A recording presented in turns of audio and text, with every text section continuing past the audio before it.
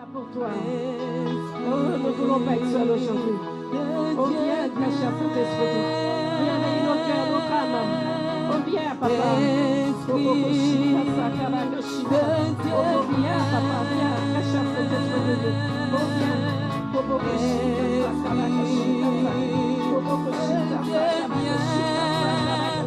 Esprit de Dieu, viens.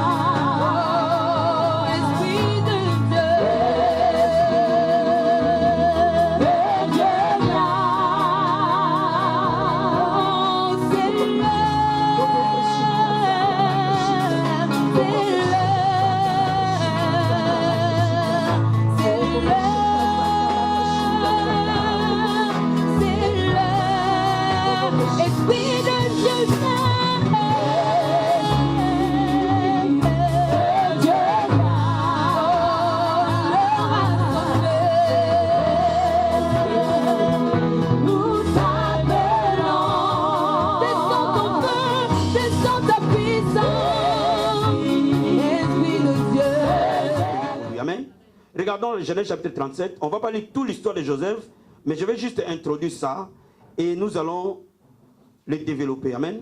Genèse chapitre 37. Genèse chapitre 37. Je vais lire à partir du verset 5. Vous y êtes?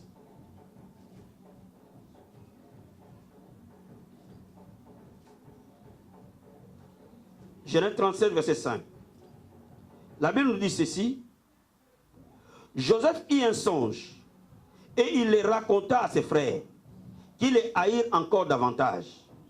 Il leur dit, écoutez donc ce songe que j'ai eu. Nous étions alliés des gerbes au milieu des champs, et voici ma gerbe s'éleva, et se tint debout. Vos gerbes l'entourèrent et se prosternèrent devant elle. Ses frères lui disent, est-ce que tu régneras sur nous? Est-ce que tu nous gouverneras? Et il les haït encore davantage à cause de ses songes et à cause de ses paroles. Il lit encore un autre songe, et il les raconta à ses frères. Il dit, j'ai eu encore un songe, voici le soleil, la lune et 11 étoiles se prosternaient devant moi. Il les raconta à son père, à ses frères, et son père les réprimanda, et lui dit, que signifie ce songe que tu as eu? Faut-il que nous venions, moi, ta mère et tes frères, nous prosterner à terre devant toi? Ses frères eurent de l'envie contre lui, mais son père garda les souvenirs de ces choses. Amen. Hein? Bien, mais Joseph était un adolescent quand Dieu a commencé à lui dire sa destinée. Quand Dieu a commencé à lui montrer les plans qu'il avait pour lui. Et ici, Dieu montre à Joseph, par deux songes, quel était son plan.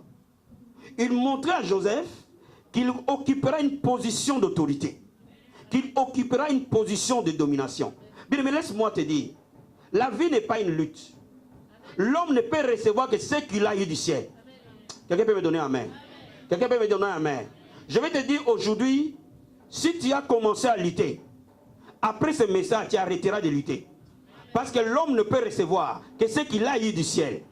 Et tout ce que nous recevons du ciel, nous les recevons par grâce. Donc bien aimé, Dieu a fait grâce à Joseph. Peut-être qu'il n'était pas le meilleur de tous ses frères. Mais Dieu a élu Joseph au milieu de ses frères pour qu'il soit élevé par rapport à eux. Et Dieu montre à Joseph son plan. La Bible ne nous dit pas que Joseph était un homme de prière. La Bible ne nous dit pas que Joseph était spécial. Mais dans la miséricorde de la grâce de Dieu, Dieu a voulu que Joseph soit un leader, un grand.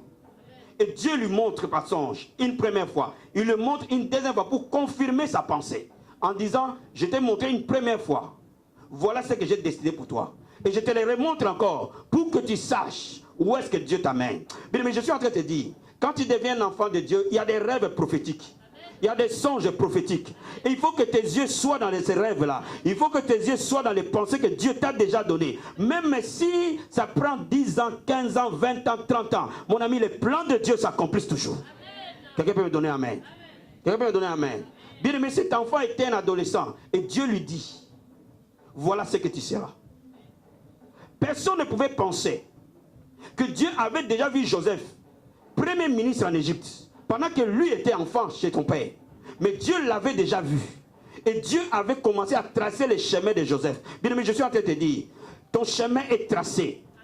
Et jour après jour, tu prendras ce chemin-là. Dis amen. Ses frères, qui n'étaient pas dans la même révélation que lui, ont commencé à les détester.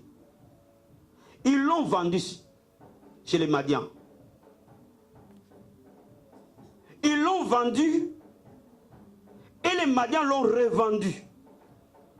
Bien aimé, les batailles ne nous détruisent pas.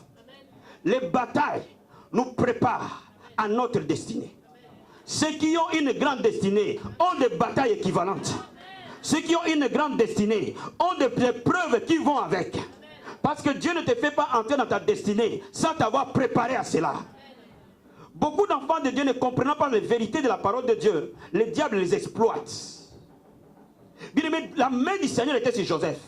Aucun homme ne pouvait les tuer sans que le plan de Dieu s'accomplisse. Je suis en train de te dire, aucun démon ne t'amènera avant ton temps. Aucun homme ne te détruira parce que ce que Dieu ouvre, aucun homme ne peut fermer.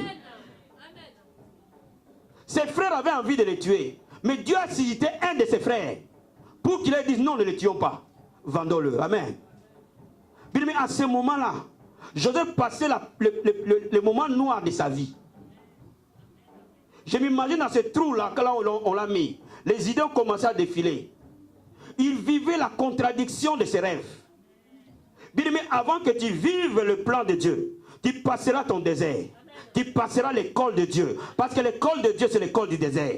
Quand Dieu t'appelle à la destinée, quand Dieu te montre quelque part, il te fera toujours précéder par une école. Et Joseph, dans ce trou-là, il était en contradiction avec les plans de Dieu. Ce que lui voyait, ce qu'il entendait, ne correspond pas à ce que Dieu dit. Mais laisse-moi te dire, tout ce que tu vois est passager. Mais ce que tu ne vois pas est éternel. Je suis en train de te dire, tout ce que tu vois est passager. Toutes les batailles sont passagères. Toutes les épreuves sont passagères. Mais la parole de Dieu subsistera à jamais. À chaque bataille de Joseph, Dieu pourvoyait une solution. Quand on l'amène dans ce trou, et qu'ils sont en train de planifier de les tuer, Dieu dispose les Madians de passer par là. Et quand ils voient le convoi des Madians, disent, ah, une opportunité qui est là, vendons-le. Bien aimé, à chaque bataille, Dieu pourvoira sa solution. À chaque combat, Dieu pourvoira sa porte. La Bible l'appelle Jéhovah Jireh. La Bible dit qu'il est le Dieu qui se pourvoit sur base de rien, qui se pourvoit par lui-même. Donc, quand Joseph avait besoin d'aide, Dieu pourvoyait. Et Dieu a pourvu qu'on aille les vendre à n'importe, pas à n'importe qui. Qu'on aille les vendre chez Potiphar, qui était en connexion avec le roi.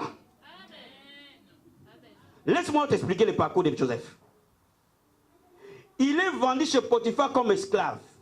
Mais Potiphar était un homme élevé en Égypte. Pour preuve, le Potiphar pouvait prendre Joseph et l'amener en prison. Et ce n'était pas n'importe quelle prison. C'était la prison où le roi Pharaon amenait les gens par lui-même. Donc ce n'était pas une petite prison du coin. Mais c'était une prison élevée. C'est-à-dire que le directeur de cette prison-là était en liaison directe avec le roi. Donc bien aimé, je suis en train de te dire, Dieu va disposer même les corbeaux pour t'amener là où tu dois arriver. Oh my God, quelqu'un peut me donner un amen. Quelqu'un peut me donner un amen. Quelqu'un peut me donner un amen. Dans tes pleurs, dans tes gémissements, Dieu est en train de tracer un plan pour toi. Il est parfois en train d'amener tes adversaires pour qu'ils t'amènent là où tu dois être. Oh bien aimé, Dieu utilise le bourreau de Joseph pour qu'il l'amène là où il doit être. Bien aimé, Joseph n'était pas chez Potiphar par hasard. Il était chez Potiphar parce que c'était une étape de la marche. Jour après jour, il passait une étape vers une autre jusqu'à ce que la promesse de Dieu s'accomplisse. Quand il arrive chez Potiphar, il est vendu comme esclave. Mais Dieu permet à Potiphar de voir la distinction qui est dans la vie de Joseph. Bien aimé, laisse-moi te dire quelque chose. Oh my God, ça est béni Korobo Satabaya. Bien aimé, laisse-moi te dire quelque chose. Un maître n'a rien à voir avec des esclaves. Dans l'ordre normal des choses, un esclave n'est pas un ouvrier. Dans l'ordre normal des choses, que tu vives, que tu meurs, ce n'est pas le problème du chef. Quand tu es esclave, tu es esclave. Il n'a rien à voir avec toi. Ce qu'il veut que tu exécutes ce qu'il t'a dit de faire. Et que tu l'exécutes de la manière la plus rude possible. Mais comment le maître de la maison a eu le temps d'analyser cet esclave? Cela veut dire, jour après jour, Dieu a mené Joseph proche de Potiphar. Amen. Je m'imagine que quand il est arrivé, il avait trouvé d'autres esclaves. Donc il avait trouvé déjà des chefs dans le groupe. Parce qu'il ne pouvait pas arriver voir Potiphar au même moment. Donc il est arrivé comme tout autre esclave. Mais laisse-moi te dire, Joseph était un enfant chéri de Jacob. Donc Joseph n'a pas appris à se battre avec ses mains. Parce qu'il était protégé par son père. Parce que son père l'aimait. Donc il devait apprendre à devenir, pas seulement un ouvrier, mais un vrai esclave. Mais il avait en lui quelque chose.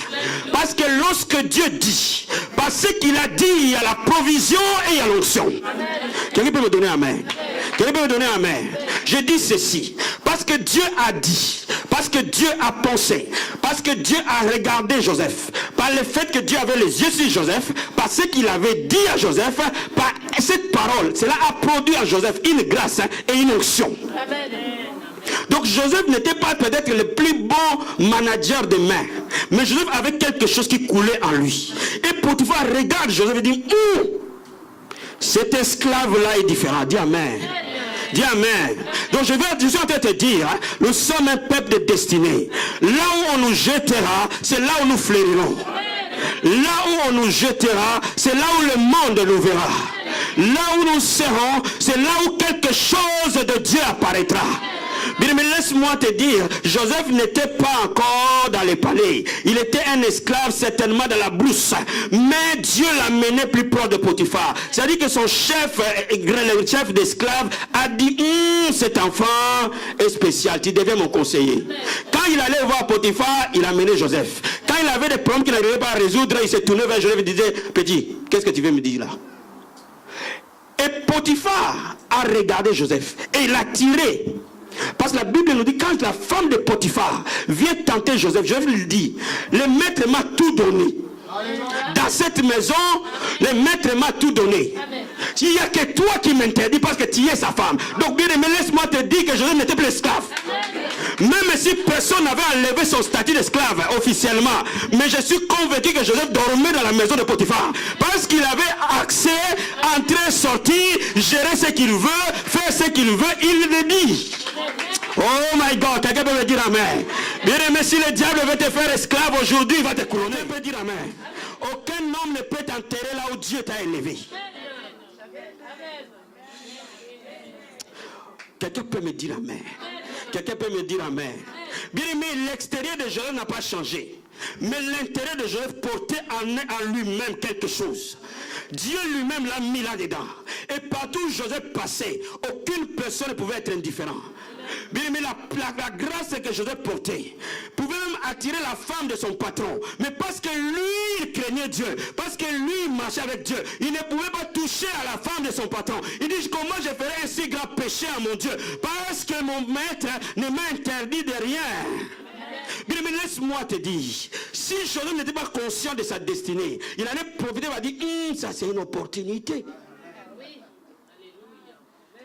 Comme les Kinois disent, mère Alléluia. Quelqu'un va dire amen. Cela dit, les qui sont parfois des voyous. Hein. Il a dit, la femme de mon maître me kiffe. Quelle occasion. Oh bien-aimé, tu dois savoir ce qui tu es. Tu dois savoir, Joseph connaissait la force qui était en lui. Il savait qu'il y a des choses qu'il ne peut pas faire parce qu'il était un peuple de destinée. Bien aimé, toutes les opportunités ne sont pas les opportunités à prendre parce que tu dois savoir où est-ce que Dieu t'amène. Et tu dois savoir où est-ce que Dieu t'amène. Quand le diable veut te mettre des opportunités pour te détruire, laisse-moi te dire, tu dois distinguer les bons du mauvais. Joseph savait que tant qu'il était sur terre, la parole de Dieu s'accomplira.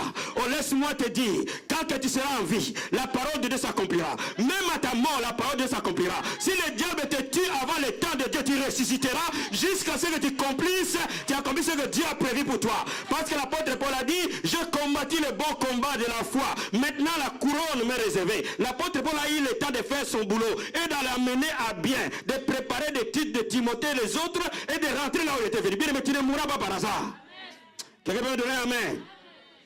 Oh, laisse-moi te dire, Joseph, chez Potiphar, lui qui est arrivé esclave, il était devenu l'enfant de la maison. Parce que Dieu voulait plus haut que Potiphar. C'est pour ça qu'il n'a pas laissé ce Potiphar. Laisse-moi t'expliquer. Dieu créera parfois un incident pour que tu arrives là où tu dois arriver. Quelqu'un peut me donner un main? Quelqu'un peut me donner un main? Mais Dieu va créer parfois un incident pour que tu arrives là où tu peux arriver. Parce que je suis convaincu que pour Joseph, il disait, hey, c'est bon, je mange les hamburgers du chef. J'étais esclave, je suis à la table du roi. C'est bon pour moi. Mais Dieu voulait plus haut. Je vais te dire, là où tu es, c'est pas encore là où Dieu veut t'amener. Il veut t'amener plus haut que ça. Dis amen. Dieu veut amener la vie abondante plus haut que ça. Dieu veut amener la vie abondante au-delà de ce que nous pensons. Alléluia. Donc bien aimé, laisse-moi te dire, Dieu fait en sorte que le conflit se crée. Et que Potiphar le prenne, l'amène dans la prison. C'est le couloir le plus court qui amène Joseph à la royauté. Parce que si Joseph n'était pas en prison, Pharaon n'allait pas entendre parler de la sagesse de Joseph. Quelqu'un peut me dire amen? Quelqu'un peut me dire amen? Il fallait que Joseph soit en prison. Il fallait que Joseph interprète les rêves des gens qui étaient dans l'entourage de Pharaon, qui se sont retrouvés en prison à ce moment-là. Afin que quand ils reviennent vers Pharaon, amènent les nouvelles. Nous avons trouvé un jeune hébreu en prison. Il a la sagesse qu'aucun homme n'a. Il interprète toutes les rêves et les songes. Afin que Pharaon entende et quand il aura son rêve, qu'on aille chercher la personne qu'il faut. Bien aimé, laisse-moi te dire, toute personne qui rencontre ton chemin, c'est pour un but. Toute circonstance qui vient devant ton chemin, c'est pour un but. Dieu utilisera toutes choses. La Bible dit tout concourt au bien de ceux qui aiment Dieu. Oh yes, laisse-moi te dire, tout concourt au bien de ceux qui aiment Dieu. Même si l'ennemi vient me mettre une barrière, tout va concourir au bien de ceux qui aiment Dieu. Même si le diable veut fermer la salle, tout va concourir au bien de ceux qui aiment Dieu. Laisse-moi te dire, toute chose va concourir à ton bien. Laisse-moi t'expliquer ce matin. Même tes pires cauchemars, Dieu va les transformer à ton bien. Les spécialistes de la démonologie allaient dire que Joseph était lié par plusieurs liens. Il était lié une fois, une deuxième, une quatrième fois. Laisse-moi te dire, attention. Quand le diable pense qu'il est en train d'être opprimé, il est en train de jouer le jeu de Dieu. Quelqu'un peut me dire amen? Quelqu'un peut me dire amen? Bien aimé, laisse-moi t'expliquer. Oh, laisse-moi te donner une révélation. Il y a des choses que Dieu fait dans nos vies, que pour que sa gloire soit la plus élevée possible. Laisse-moi te dire, Jésus qui pouvait guérir Lazare, mais Jésus a laissé Lazare mourir. Pendant que le diable jubilait, j'ai tué Lazare. Jésus avait préparé un autre plan. Et quand Lazare est mort, Jésus voulait faire un grand coup une fois pour toutes, proche de Jérusalem. Il a ressuscité Lazare. Bien aimé, là où tu penses que tu es enterré, Dieu a prévu une résurrection. Et toute ta famille entendra parler de cela. Et les gens se convertiront. Et les gens se tourneront vers Dieu. Oh bien aimé, il faut que tu aies un témoignage. Parce que Dieu est un Dieu de témoignage. Si tu n'as pas de témoignage, tu n'as pas de foi stable.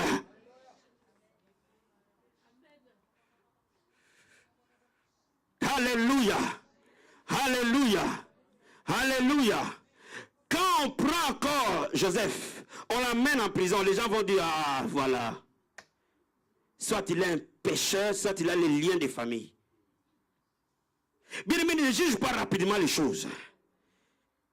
Parce que ce que toi tu penses, ce n'est pas ce que Dieu pense. Ce que toi tu vois, Dieu voit au-delà de ce que toi tu vois. Parce que quand on amène Joseph en prison, il était à 2 doigts de sa royauté. Il était à 2 doigts de son élévation. Son élévation, chaque jour, chaque bataille de Joseph les rapprochait de la destinée. Oh, je dis à quelqu'un, chaque bataille qui arrive te rapproche de ta destinée ce matin. Je suis en train de te dire, les solutions de Dieu sont toujours là. Que tu les vois ou pas, que tu les sentes ou pas, que tu saches comment ça va venir ou pas. Mais laisse-moi te dire, les solutions de Dieu sont toujours là. Quand on ménote Joseph, parce qu'il est en conflit avec Potiphar, je m'imagine que Potiphar était très énervé. Tu as osé toucher à ma femme. Et quand on le ménote, tous les autres esclaves jubilent. Tu es venu après nous. Tu as voulu régner sur nous, va en prison. Quand tes ennemis jubilent, Dieu est en train de préparer une table. Il dit, il dressera une table en face de mes adversaires. Quand tes ennemis sont en train de jubiler, de danser, Dieu est en train de dresser une table. Bien, mais dans très peu de temps, tu verras la table qui dressera. Il y a des choses que Dieu ne fait pas en secret. Quand les gens disent que tu es fini, Dieu est en train de te dresser un banquet. Il ne le dressera pas en catimini. Il le dressera en face de tes adversaires. Pour qu'ils sachent que tu es un oint de Dieu.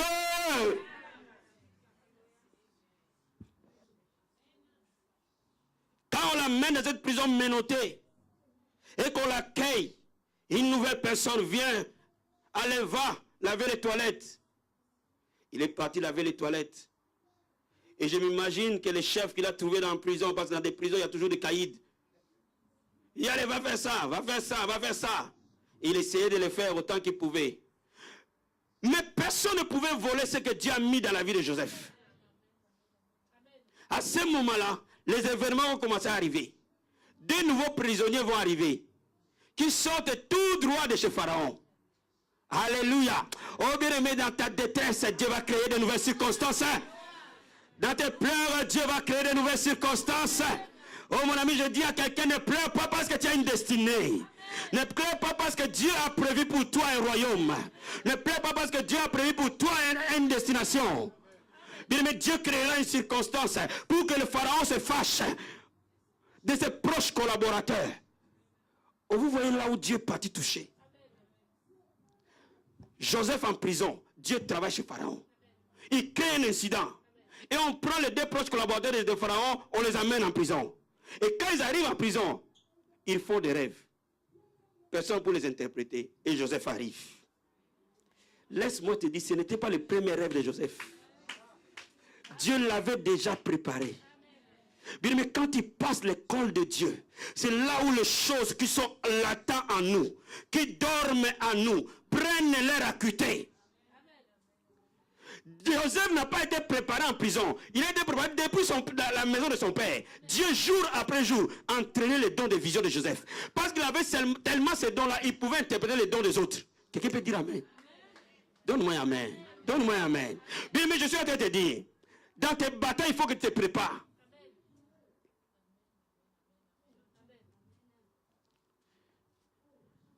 Quelqu'un me saisit ce soir. Quelqu'un me saisit. Oh, je suis encore dans le soir. Quelqu'un me saisit ce matin. J'ai dit dans tes batailles, il faut que tu te prépares. À chaque bataille, ta préparation préparera ton élévation. Donc Joseph était préparé. Quand Dieu amène les proches, quand Pharaon amène ses proches pour la hauteur, Joseph était aguerri. Il pouvait maintenant leur donner de l'interprétation. Joseph avait eu déjà l'école de Dieu, le diplôme. Il était déjà à la dernière année. Donc il attendait juste la collation pour qu'il rentre dans sa destinée. Peut-être bien aimé, tu es en train de pleurer, mais tu es à la dernière classe. Et parce que dans cette classe-là, il n'y a pas de professeur, c'est le Saint-Esprit lui-même. Parce que dans cette classe-là, personne ne le voit, mais Dieu voit dans quelle classe où tu es. Bientôt le monde saura que tu es un enfant de Dieu. Quelqu'un peut dire amen. Vous savez, quand quelqu'un est collé, on lui met toge, chapeau. Toute la famille vient ces jours-là. Même les gens que tu ne voyais pas viendront. Même les gens qui ne t'aimaient pas, qui ne donnaient rien, mais ils vont être là. Parce que ta position a changé. Bien aimé, quand Dieu te donne une élévation, aucun homme ne peut l'enlever. Aucune circonstance ne peut l'enlever. Et à ce moment-là, la dernière opportunité de Dieu fait que Joseph soit élevé. Maintenant, ça ne sera pas les amis de Pharaon ou ses collaborateurs, ce sera Pharaon lui-même. Oh, je m'imagine ces jours-là. Quand on a dit à Joseph, enlève cette tenue de prisonnier. Parce que Pharaon ne peut pas te voir avec ça. Enlève ça parce que le roi veut te voir. Oh mon ami, il y aura un jour où le roi va te voir. Il y aura un jour où quelqu'un va te voir. Laisse-moi te dire, même si tu pleures, un jour Jésus va dire, fiston, viens. Laisse-moi régler mes affaires avec toi. Laisse-moi t'amener là où j'ai prévu que tu as.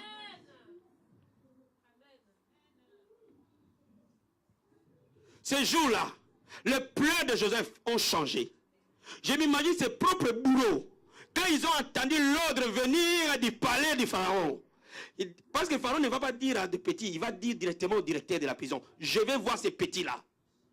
Et quand on vient lui dire, monsieur le directeur, nous avons l'ordre d'amener ces petits juifs chez les pharaons. Je m'imagine, ces jours-là, même la vie du directeur était entre les mains de Joseph. Quelqu'un peut me donner amen? Quelqu'un peut me donner amen?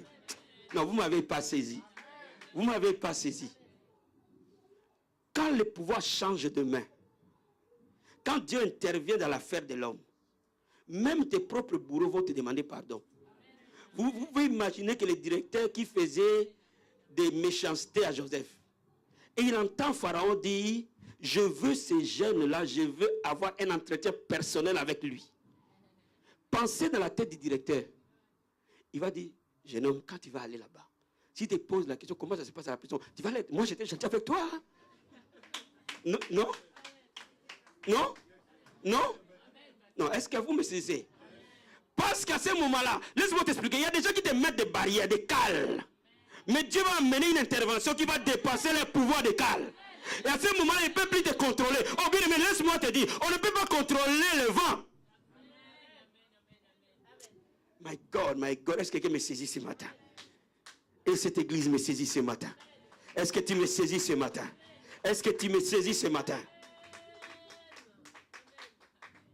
Soi-disant l'oncle qui a voulu enterrer ta destinée.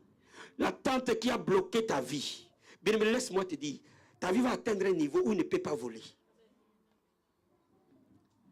Le directeur de la prison ne pouvait plus arriver là où Joseph, son propre prisonnier, est arrivé. Parce qu'à ce moment-là, c'était l'affaire de Joseph et Pharaon. Et quand on amène maintenant Joseph, je pense qu'ils ont permis à ce qu'on le lave, qu'on le nettoie bien, qu'on le coiffe bien, qu'il présente bien, qu'il a été bien traité. Tout ce qui se faisait en coulisses dans la prison, dit c'est entre nous, jeune homme. Toi et moi, j'étais gentil avec toi, sois gentil avec moi. Même s'il n'était pas gentil, amen, amen. Bien aimé, tes ennemis vont dire, j'ai été gentil avec toi. Bien aimé, Dieu merci, nous ne sommes pas des rancuniers, nous sommes en train d'entrer dans notre destinée. Donne-moi un vrai amen. Donne-moi un vrai amen. Donne-moi un vrai amen. Joseph, qui est venu esclave, vendu et revendu, aujourd'hui il est dans le palais royal. Mon ami, tu seras dans ton palais royal un jour.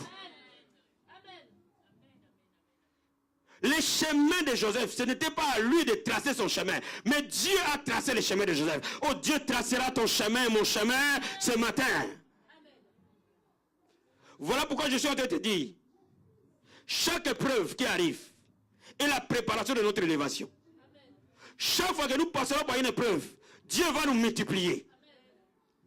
Laisse-moi te dire, si je vais plus loin, quand on opprime Israël en Égypte, après Pharaon, Israël se multiplie. Pourquoi? Parce que Dieu avait un plan sur Israël. Oh my God, aucun homme ne peut détruire ce que Dieu a prévu. Aucune circonstance ne peut détruire ce que Dieu a prévu. Voilà pourquoi je suis en train de te dire, il faut que tu réalises que tu es un peuple de destinée.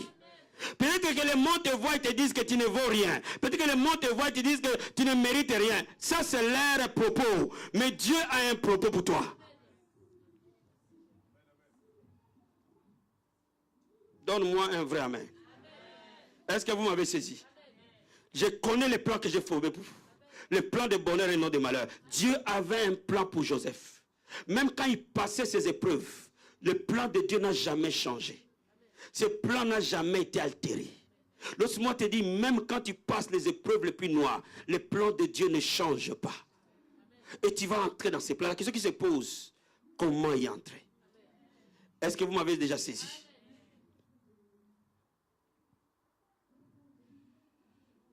La première des choses, pour entrer dans les plans de Dieu, il faut demeurer en Christ. Qui m'a saisi? Il faut demeurer en Christ. Ouvrons la Bible.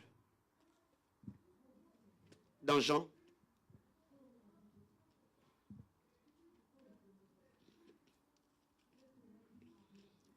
Chapitre 15.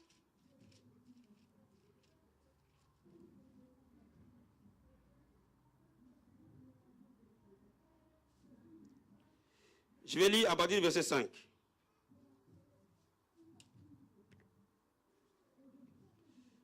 Et je vais m'arrêter au verset 8, verset 9, verset 8. La Bible dit ceci. Non, je commence au verset 4. Demeurez en moi, je demeurerai en vous. Comme le sarment ne peut de lui-même porter de fruits, s'il est demeure attaché au cep, ainsi vous ne pouvez pas non plus si vous ne demeurez en moi. Je suis le cep, vous êtes le sarment. Celui qui demeure en moi et à qui je demeure porte beaucoup de fruits. Car sans moi, vous ne pouvez rien faire. Quelqu'un peut dire, sans moi, vous ne pouvez rien faire. Si vous ne demeurez pas en moi, si quelqu'un ne demeure pas en moi, il est jeté dehors. Comme le sarment, il sèche. Puis on ramasse le sarment et on le jette au feu et il brûle. Mais si vous demeurez en moi et que mes paroles demeurent en vous, demandez ce que vous voudrez et cela vous sera accordé. Je vous ai dit au début de ce message que le plan de Dieu c'est Jésus. Si vous enlevez Jésus, vous enlevez le plan de Dieu dans votre vie. On ne trouve le plan de Dieu à aucun autre endroit, à aucune autre personne qu'en Jésus-Christ. Et c'est pour cela qu'il dit, si vous demeurez en moi, vous porterez des fruits. C'est-à-dire que votre vie sera une vie de paix. Bien, mais je suis en train de te dire, quand même il nous a prévenu que nous aurons des tribulations dans le monde, mais le temps de Dieu, tant que vous demeurez en lui, à chaque tribulation portera sa propre solution. Dis Amen. Laisse-moi te dire, les mercredis dans la vie abondante, c'était l'ère de vérité. Laisse-moi t'expliquer. Quand on est venu fermer cette salle, quand on est venu fermer nos bureaux, c'était ces jours-là où on devait savoir si nous prions un vrai Dieu ou pas. Dis Amen. Oh my God. Vous ne m'avez pas saisi. Vous ne m'avez pas saisi. Vous ne m'avez pas saisi. Vous ne m'avez pas saisi. Vous ne m'avez pas saisi. J'ai dit ceci. Le mercredi était l'heure de la vérité. Parce que ce mercredi-là, le diable pouvait faire en sorte que la vie abondante disparaisse.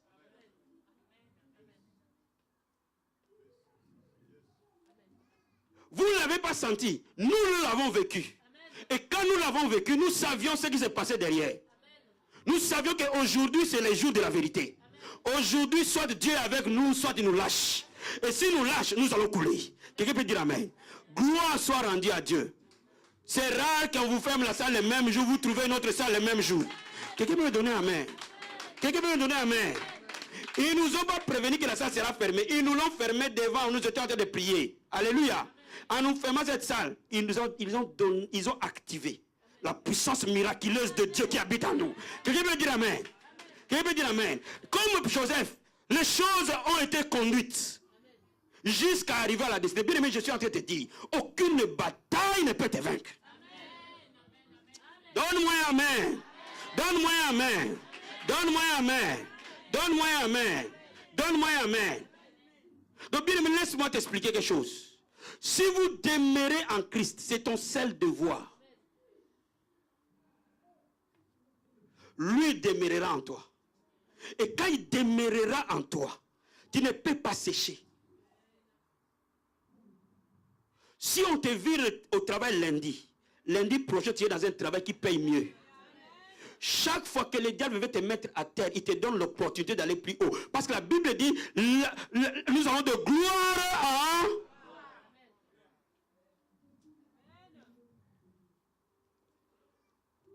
Je vais te dire à ton voisin, je ne peux pas être vaincu. Dis-lui, je ne peux pas être vaincu. Dis-lui plus fort, je ne peux pas être vaincu. Je suis un enfant de Dieu.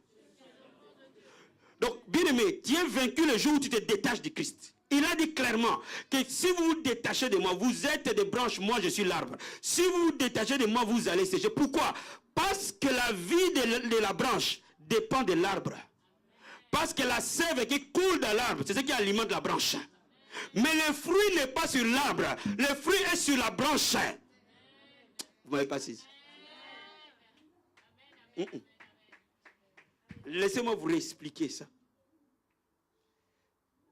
Quand on te voit, Jésus est l'arbre dans lequel tu es attaché.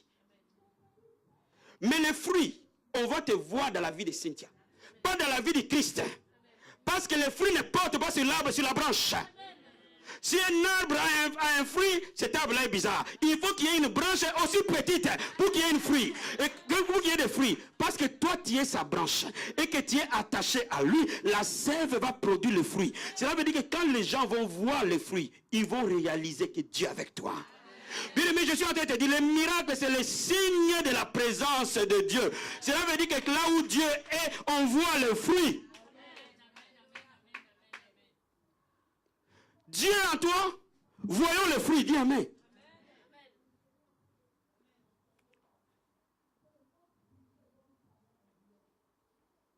Si tu demeures en Christ, demeurer veut dire qu'on trouve ton adresse en Christ. Christ soit ta maison d'habitation. My God, quelqu'un peut comprendre ce que je veux dire? C'est plus que lire la Bible. Hein? C'est plus que prier. C'est plus que venir à l'église. Toutes ces choses nous rapprochent du Christ. Mais habiter en Christ, c'est autre chose. Que toute ta vie soit sous son leadership. Que tout ce que tu es, tout ce que tu as, tout ce que tu prévois, soit sous la conduite du Christ. À ce moment-là, tu habites en lui. Que toute ta confiance soit en lui. Que toute ton espérance soit en lui. Que tout ton cœur lui soit attaché. Bien, mais je suis en train de te dire, le jour où toute ton espérance est en Christ, maintenant, à ce moment-là, c'est lui qui règne. Quand il te dit va à gauche, tu vas à gauche, ça c'est poser des questions. Quand il te dit va à droite, tu vas à droite. Vous savez, il y a une seule chose que je cherche dans ma vie. À chaque moment, à chaque bataille, d'écouter Dieu. Il y a une seule chose que je cherche. Et j'ai compris que cette chose-là, elle marche tout le temps. Que j'arrive à écouter Dieu à chaque moment. Bien, mais tout devant que l'ennemi se lèvera dans ta vie, il te donnera l'opportunité que la gloire de Dieu s'éclate. Mais à condition que toi, tu écoutes le Seigneur. Mais tu ne peux l'écouter que lorsque tu demeures en lui. Tu demeures en lui, pas seulement parce que tu pries. Tu demeures en lui parce que tu t'abandonnes. You surrender. Nous chantons, je me livre totalement. Tu peux m'utiliser. Vous chantez ça, non? Je me livre totalement. Tu peux. Parfois, on chante des choses, on ne voit pas la profondeur de ce qu'on chante. Je me livre. Je m'abandonne. Pas à moitié. Pas à 30%, mais à 100%. Abandonne-toi entre ses mains. Abandonne tout ton être entre ses mains. Tu verras sa fidélité. Si tu ne vois pas encore sa fidélité, tu ne t'es pas encore abandonné. Le jour où tu commences à t'abandonner, que dans ton cœur tu te dises, moi je ne peux rien, moi je ne suis rien. Jésus, je regarde à toi. Amène-moi là où tu veux. Si tu t'abandonnes réellement au Seigneur, Si ton cœur s'abandonne réellement, oh mon ami, c'est à ce moment-là qu'un nouveau départ va commencer. Beaucoup de gens ne s'abandonnent pas. Parfois même nous les serviteurs, nous ne nous abandonnons pas. Beaucoup de chrétiens ne s'abandonnent pas. Mais il faut que tu t'abandonnes et qu'il t'amène, comme l'océan amène la pirogue jusque là où il doit arriver.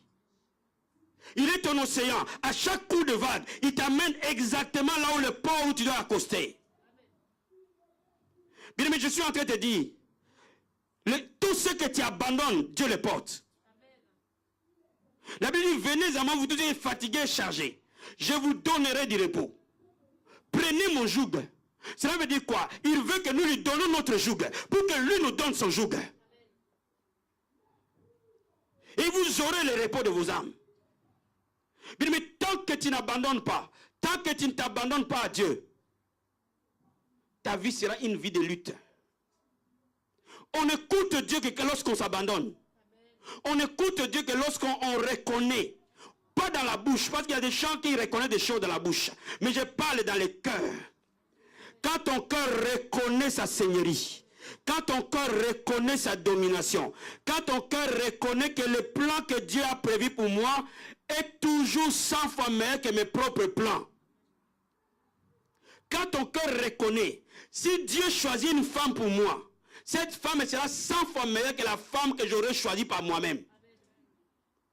Si je reconnais, si Dieu choisit une voie pour moi, cette voie sera 100 fois meilleure que la voie que j'ai choisie par moi-même.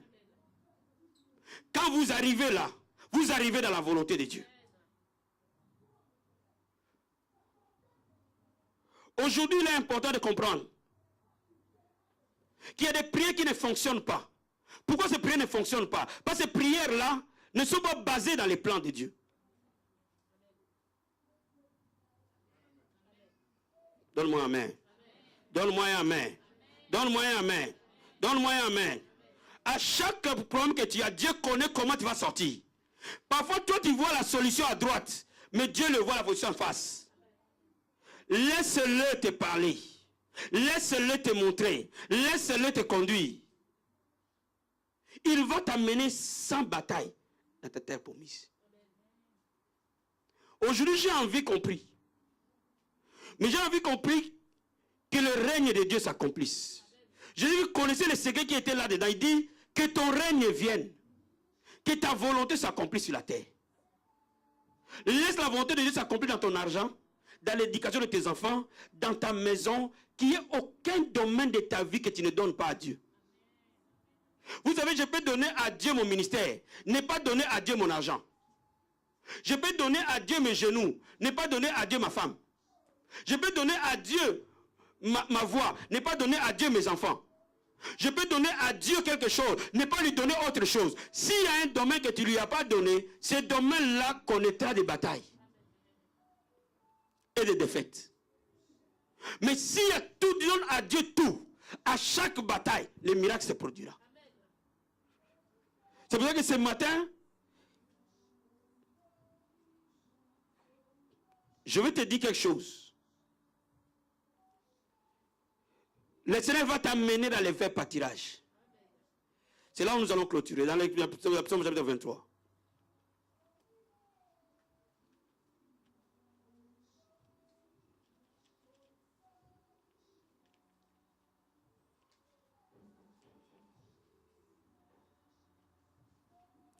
Psaume chapitre 23. La Bible dit, l'Éternel est mon berger. Je ne manquerai de rien. L'Éternel est ton berger. Je ne manquerai. Vous savez, manquer ici, on pense à l'argent. Non, non, non, non, non, non. Je ne manquerai ni enfant, ni femme, ni fils, ni fille, ni maison, ni toit, ni quoi que ce soit que l'homme peut manquer. Il dit, je ne manquerai de rien. Parce que l'Éternel est mon berger. Oh my God. David savait qu'il avait un berger. Parce que lui-même était un berger. Il savait la valeur d'un berger. Il savait qu'il y a des choses qu'aucune brebis ne se soucie tant qu'il a un berger. Au bien aimé, il y a des moments où nos prières sont remplies de soucis. Seigneur, tu m'as abandonné. Seigneur, donne-moi ci. C'est bien beau. Mais réalise qu'il est ton berger. C'est son devoir. Est-ce que vous me comprenez? Regardez dans ce psaume. Amen. Il dit, il me fait... Il y a des places où David dit il. Il y a des places où David dit je. Quand vous analysez psaume 23, vous allez comprendre. Il dit, l'Éternel est mon berger. Moi, David, je ne manquerai de rien. Il dit, je ne manquerai de... Voilà l'avantage. Parce qu'il est mon berger, moi, je ne manque de... À un moment, il dit, il dit, il me fait reposer dans les verts. C'est sa responsabilité. Lui, le berger. Moi, sa brebis, lui, il m'amène pour que je me repose où se trouve le vert pâturage. Laisse-moi t'expliquer. Cela veut dire que David sous-entendait que tant que le berger n'a pas encore trouvé le vert pâturage, nous continuerons à marcher. Oh my God, quelqu'un peut me dire amen? Quelqu'un peut me dire amen? Il dit, il me fait reposer dans les verts pâturages. Vous savez, il y a des brebis qui veulent se reposer dans les déserts. Ah, je suis fatigué, je vais me reposer ici. Non, il dit, c'est lui le berger. Tant qu'il n'a pas trouvé les verts pâturages, je continuerai à le suivre. Parce que c'est son devoir de m'amener dans le vert. Ce n'est pas à moi de chercher le vert pâturage. C'est lui qui connaît où se trouve le vert pâturage. S'il dit on va marcher 15 minutes, nous marchons 15 minutes. Il sait pertinemment, à un moment où je suis épuisé, il va trouver un arbre pour m'abriter. Mais tant qu'il n'a pas dit que c'est ici le vert pâturage, nous continuerons à marcher. Bien aimé, ne te repose pas tant que Dieu ne t'a pas dit de te reposer. Il me dirige près des eaux paisibles. Il m'amène là où je vais m'abreuver. C'est lui, c'est lui, c'est lui, c'est lui. Il restaure mon âme. C'est-à-dire que quand je suis malade, quand je suis affaibli, quand je suis blessé, c'est lui qui me guérit à l'intérieur. Il me conduit dans les sentiers de la justice à cause de son nom. Lui connaît ces sentiers où le diable ne peut pas entrer. Il connaît les choses que moi je ne peux pas connaître. Son intelligence est au-dessus de ce que moi je connais. Il me conduit. Vous savez, beaucoup de chrétiens veulent conduire Dieu. C'est là où les fonctions changent. Et maintenant il dit, quand moi je marche, oh my God. Il a dit, regardez les responsabilités du berger. Il restaure mon âme. Il me conduit. Il me dirige. Il m'amène dans le vert pâturage. Lorsqu'il n'a pas encore trouvé le vert pâturage, il me continue à me faire marcher. Jusqu'à ce que le vert pâturage soit trouvé. Il me donne là où je veux être abreuvé. Lorsque je suis affaibli, il me soigne. Il me donne de la force. Il apprend à mes mains à combattre. C'est lui sa responsabilité. Lorsque j'ai une bataille trop forte, il me protège. Il me garde. Mais lorsque je suis dans l'insécurité, moi la brebis, quand je marche dans une vallée qui est trop difficile, quand je marche dans un moment d'insécurité, lui. Moi, en tant que brebis, je ne crains rien. Car il est avec moi. Son onction et sa présence me rassurent. Un jour, on va enseigner sur l'Éternel est mon berger. Vous allez comprendre la profondeur de ces psaumes. C'est extrêmement profond.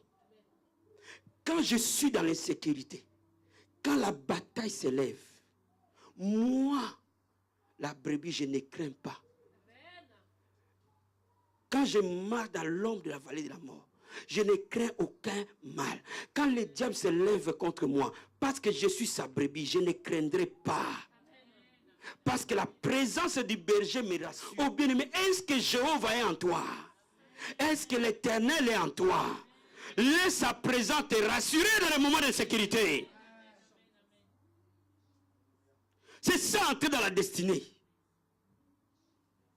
Quand vous y entrez, vous arrêtez de pleurer. Est-ce que nous sommes prêts à y entrer aujourd'hui? Et je vais vous donner juste deux clés rapidement, parce qu'il faut un millier et demi qu'on arrête. Une des grandes clés pour entrer dans la destinée, on n'entre pas dans la destinée par ton intelligence. c'est par l'esprit. Et il faut que tu sois une personne qui adore. Qui adore. Qui adore. Qui adore. Qui adore suffisamment. Parce que Dieu cherche des adorateurs. Pourquoi? Parce que son esprit veut communiquer quelque chose à ton esprit. La Bible dit, l'esprit de Dieu atteste à mon esprit que je suis enfant de Dieu. Il veut attester en toi des choses qu'il veut transmettre en toi. Parce que lui qui est le berger, il veut communiquer quelque chose en toi. Et il ne communique ça que lorsque dans l'atmosphère de l'adoration, lorsque tu adores Dieu, lorsque tu l'élèves, lorsque tu l'exaltes. Bien, mais je suis en train de dire, l'église qui voit la gloire de Dieu, c'est une église qui adore. Les chrétiens qui voient la gloire de Dieu est un chrétien qui adore. Pas les chrétiens qui se plaignent. Prier ne veut pas dire se plaindre. Prier veut dire adorer. Restez à adorer Dieu. Par vos paroles, par vos chants, par vos cantiques, par vos hymnes. Adorez-le, adorez-le, adorez-le, adorez-le. L'Esprit de Dieu va venir vers toi. À ce moment-là, tu vas voir des choses, tu vas entendre des voix, tu vas voir des visions, tu vas voir des rêves, tu vas voir la conduite, tu vas voir la conviction intérieure. Tu vas savoir que non, je dois faire ça, je ne dois pas faire ça. Non, tu sais qu'on me dit là, non, je ne fais pas, je fais ça, ça je ne fais pas, ça je fais, ça je fais, ça je fais. Quelque chose de l'intérieur, Dieu va commencer à te conduire. Tu peux être ici là. Pendant que je suis en train de te parler, le Saint-Esprit est en train de te parler pour ton propre problème. Et pourtant, je ne l'ai même pas cité. Qui peut me donner un amen? Je peux me donner amen. Pendant que tu es en train d'écouter ces messages, le Saint-Esprit peut être en train de te parler. Pendant que moi je suis en train de parler du message sur la destinée, le Saint-Esprit peut te dire, va, jeûne 3 jours. C'est ça entrer dans ta destinée. Il y a des choses que le Saint-Esprit va te communiquer à ton esprit directement.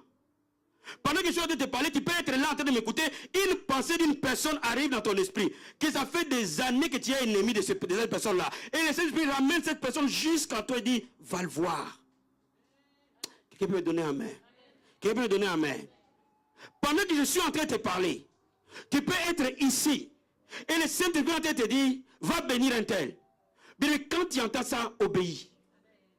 Tu peux être en train d'écouter les messages aujourd'hui, l'Esprit de Dieu est en train de te parler au même moment.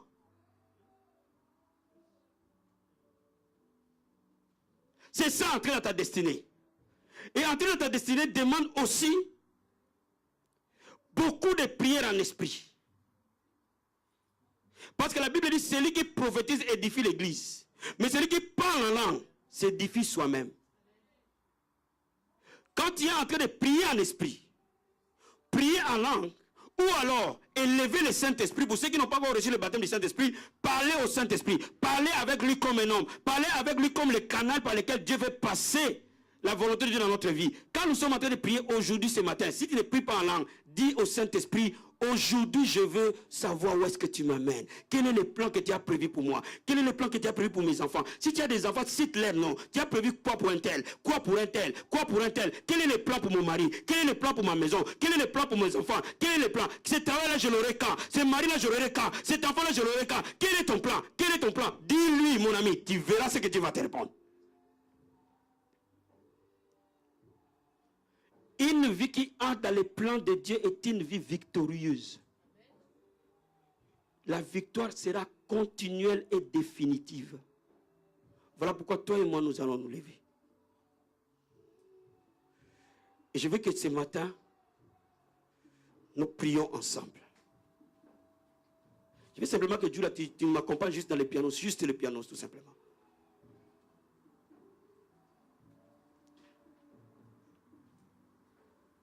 Lève-toi là où tu es.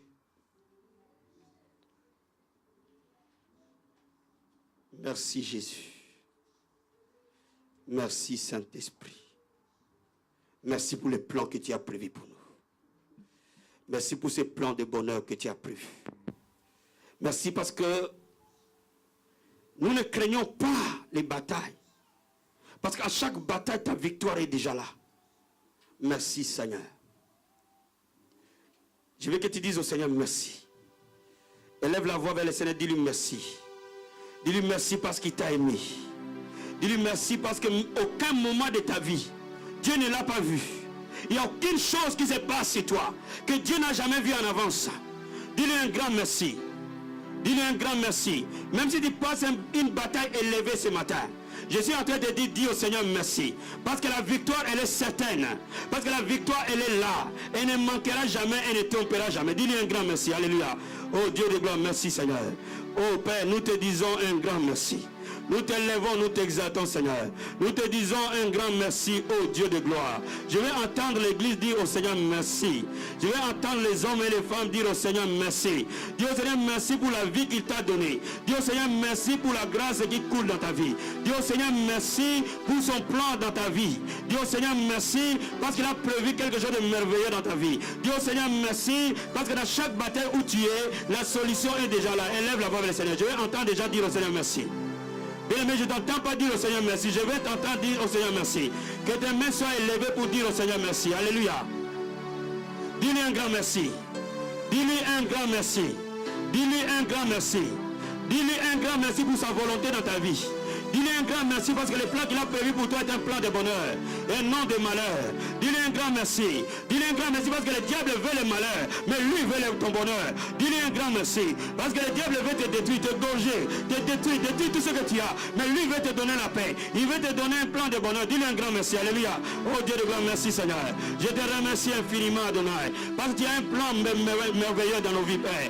Tu as un plan merveilleux dans nos vies, Seigneur. Tu as un plan merveilleux dans la vie abondante. Tu as un plan merveilleux dans la vie de mon frère et ma soeur ce matin. Tu as un plan merveilleux dans la vie de chacun de nous. Il me dit un grand merci parce qu'il a un plan merveilleux pour ton foyer. Il a un plan merveilleux pour ton travail. Il a un plan merveilleux pour tes enfants. Il a un plan merveilleux pour tes projets. Il a un plan merveilleux pour ta vie spirituelle. Il a un plan merveilleux pour ta destinée. Alléluia.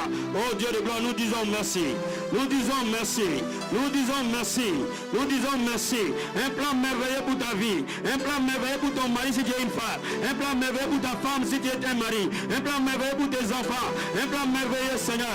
Il est un grand merci parce qu'il a un plan de bonheur pour ta destinée. Un plan de bonheur si tu es célibataire. Dieu, tu as un plan de bonheur pour mon mariage. Tu as un plan de bonheur pour mon mariage. Tu as un plan de bonheur pour ma femme. Tu as un plan de bonheur pour mon mari. Tu as un plan de bonheur pour mes enfants. Tu as un plan de bonheur pour mes projets. Tu as un plan de bonheur pour ma santé. Tu as un plan de bonheur pour mon ministère. Tu as un plan de bonheur pour ma vie. Bien, mais cible les différents domaines de ta vie et dis-lui que tu as un plan de bonheur dessus. Alléluia. Oh Dieu de gloire, nous disons merci, Seigneur. Oh, nous disons merci, Père. Nous disons merci, Seigneur, parce que ton plan est un plan de bonheur. Dis au Seigneur, tu as un plan de bonheur pour ma santé. Tu as un plan de bonheur pour mes enfants. Tu as un plan de bonheur pour ma vie dans le nom de Jésus de Nazareth. Oh, nous te disons merci, Seigneur. Nous te disons merci, Seigneur. Nous te disons merci, Seigneur. Bien, mais si tu es ici, prie un peu en langue. Si tu pries en langue, prie en langue pour activer ton esprit afin d'entendre la voix de Dieu, afin d'écouter la volonté de Dieu. Si tu pries en langue, prie en langue. Si tu ne pries pas en langue, adore Dieu. Si tu as une chanson dans ton cœur, adore-le. Si tu as une pensée dans ton cœur, élève-le. Si tu es ici, dis-lui, Seigneur, me voici. Je laisse tout entre tes mains. Oh Jésus, merci. Alléluia. Rakobo Satabaya. Rekobo Kandoboshe. Rendobo Seteve. Rekobo Kandoboshe. Rindobo Sata. Rekobo Sete. Rekoboshe. Rendobo Sete. Remakoboshe. Bien aimé, je suis en train d'amener quelque part. Ton problème que tu as connu, aujourd'hui Dieu t'amènera une solution. Oh, le problème qui te dérange aujourd'hui, bien aimé, tu verras que ce problème est très simple. Dans la parole de Dieu, c'est un problème qui est très simple. Alléluia. Oh, Makobo Sete. Rekoboshe. Rendobo Kante. Rindobo Kantoroboshe. Rendobo Kantorobosete. Rekobo Kentoroboshe. Remakobo Sete. Rendorobo Sete. Remakoboshe. Remamama. Rendobo Sete. Rekoboshe. Rendobo Sete. Rekobosete. Ribokoboshe. Remakorobosete. Rendorobo Jesus. Thank you, Lord. Alléluia. Remakorobosete. Rekobosatabaya. Randobochekerebe. Rindobosete. Bien, mais si tu as quelque chose qui te dérange, dis au Seigneur, cette chose n'est pas ton plan. Parce que ce n'est pas ta volonté. Parce qu'elle ne me donne pas la paix. Parce que ce que tu me donnes, donne la paix. Parce que cette chose ne me donne pas la paix. Elle ne vient pas de toi. Alors je le commande de me quitter au nom de Jésus de Nazareth. Bien, mais tout ce qui ne donne pas la paix, doit te quitter dans le nom de Jésus. Dans le nom de Jésus. Si tu connais quelque chose qui ne donne pas la paix ce matin, dis au Seigneur, cette chose ne me donne pas la paix. Elle ne vient pas de toi. Elle n'est pas ta volonté. Alors je dis à cette chose de me quitter dans le nom de Jésus-Christ. Dans le nom de Jésus-Christ de Nazareth. Dans le nom de Jésus-Christ de Nazareth. Dans le nom de Jésus-Christ de Nazareth. Bien, me dis au Seigneur que tout ce qui me tourmente, Père, éloigne-le de moi. Éloigne-le de moi. Tout ce qui me tourmente, Père, tout ce qui ne me donne pas la joie, tout ce qui ne me donne pas la paix, ne se vient pas de toi, Père. Éloigne-le de moi. Éloigne-le de moi. Éloigne-le de moi. Éloigne-le de moi. Éloigne-le de moi. Parce que tout Tout ce que tu me donnes, viens de me donner la paix, me donne la vie dans le nom de Jésus. Je vais t'entendre prier s'il te plaît. Je vais t'entendre prier s'il te plaît. Je vais t'entendre prier s'il te plaît. Je vais t'entendre prier.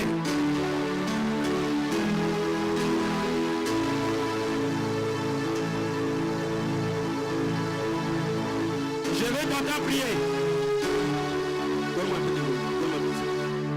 Je vais t'entendre prier. On a encore 10 minutes. On va prier ce matin. On va prier ce matin. On va prier ce matin.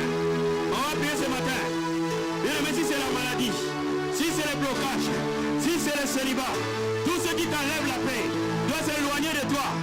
Tout ce qui t'enlève de voir la paix doit s'éloigner de toi. Tout ce qui t'enlève la paix ne vient pas de Dieu. Tout ce qui te donne le désespoir ne vient pas de lui. Dis au Seigneur, éloigne cette coupe de moi, Père. Éloigne cette coupe de moi, Père.